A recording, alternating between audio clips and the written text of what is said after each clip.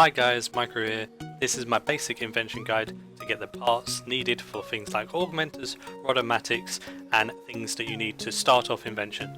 The parts we will go over are flexible parts, basic parts, base parts, swift components, enhancing components, dexterous components, and powerful components.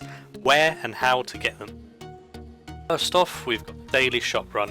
There's cheap and easy parts every day whenever you go on this shop run.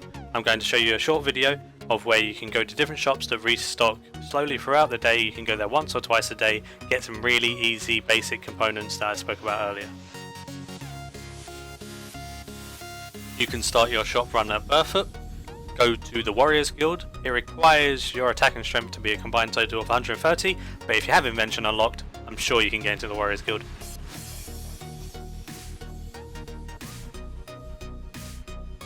Simply go up the staircase, spin round, go into the shop there, owned by Anton, trade him.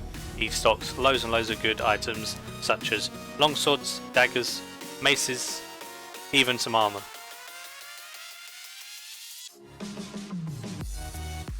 I tend to only buy the swords and weaponry that are over steel, so anything steel plus is quite good ratio of base parts. I don't bother with bronze or iron.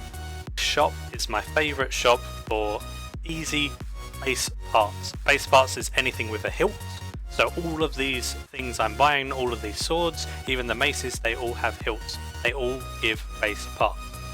The shop also stocks a bit of armour, some helms and some chests. I don't buy the armour personally, but it's good when you're starting out, so that might be also something to consider. Now if we head to Varrock, there's a couple of good useful shops there that I will go and show you.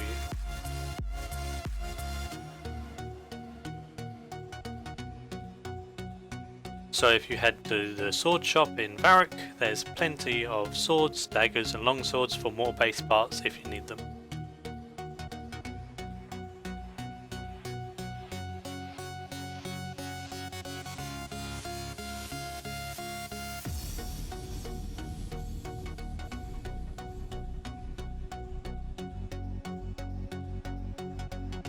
Once you're finished with all your swords, you can head to the armour shop in Varrock and the bow shop in Varrock.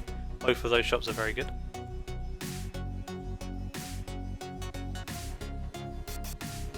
Armour shop is really good for reflective parts and protective parts, although I'm not really going into those in this guide. They are useful, so if you're just starting out, it's always useful to get extra parts. Bow shop, however, this shop has willows and maples that are shield bows and short bows.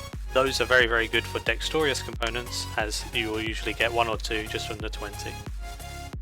If you were interested in some more reflective and protective parts, there's two shops in Falador that I'll quickly show you. You've got the shield shop for some extra shields, and you've got the chain body shop for some extra chain bodies and armour that you can buy. Very easy components if you need the protective ones. Also, they give the basic plated parts if you needed those.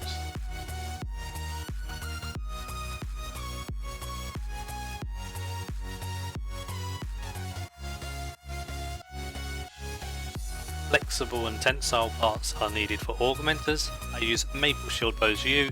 They are the best source for these parts. It's very easy to bulk buy them. They're under 100 GP each at the moment. This leads to cheap and easy flexible and tensile parts, easily stocked up for augmentors.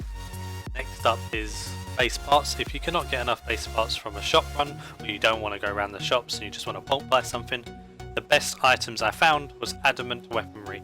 So I usually buy daggers, swords, maces. They're all really effective. They have a buy limit of 100, so that's easily 300 things. That's tons and tons of base parts just from those 300 items. Around 600 base parts for 300 of those items. Last up is simple parts. For the early levels, you can get quite a lot of junk from maple logs. I use maple logs the whole way, but the more you level, the more junk chance reduction you get, and the more maples become good. So on the early levels, if you wanted to, you can do use or magics just to get a higher % chance not to get junk. But maples are normally the way that I went because they're so cheap and so easy to get simple parts. Moving on to the harder to get uncommon components. First up, we've got enhancing components. Slayer rings are really cheap and an easy way of getting enhancing components for a low cost, but that requires you making them yourself, which can sometimes take up quite a lot of your time, and if you want to be fast and efficient, you can always buy ruby rings as an alternative. I've done them sometimes and they would give you about the same ratio of enhancing components as Slayer rings, but they cost around 2 to 2.5k each, so they're much more expensive, but you can buy them off of GE, nice and simple. Next up we've got powerful components. Pouches are a very good way to get powerful components. I've found throughout the time I've been doing Invention, Swamp Titans, Pack Yak and Granite Lobsters have been the best pouches for GP per component. So it's around 30k per powerful component if you're using these pouches. Sometimes vary obviously with RNG, but in the hundreds and hundreds of pouches that I've done, it's probably around 30k per component. Battle Staves is also another way you can go. If you fancy doing something different to pouches, Battle Staves are also possible. They have a higher percentage chance than the pouches to get powerful components, but I found them to be less effective and around 40 to 50k per component. Swift and Dextrous components, you can get them both from claws. Adamant claws are the best and have a really high percent chance to get these components, both of them. Although you can use mithril claws if you reach your limit on added claws or you can't find any added claws. Mithril still work, just with a lower percent chance. An extra little tip is the Scavenging perk. While leveling Invention, people tend to AFK things like the Abyss, Eruts, Abyssal Demons, etc. etc. So if you're leveling up your armor while doing these methods, make sure you have this perk equipped.